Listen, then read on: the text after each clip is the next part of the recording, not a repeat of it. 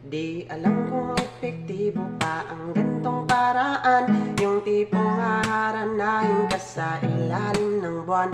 Di naman kasi ako yung taong merong sasakyan, tanging bitbit ay gitara at ang nararamdaman. Pagbuksan mo sana ng pintuan o aking sinta, may dala akong pagkain, peram lang ng kutsara. Sana'y tanggapin mo't pagsaluhan nating dalawa, magkwentuhan at tawanan hanggang na mag-umaga. Oo, simple lang ang pamamaraan ko. Di ko nga rin alam kung pasado, basta't ako yung manliligaw na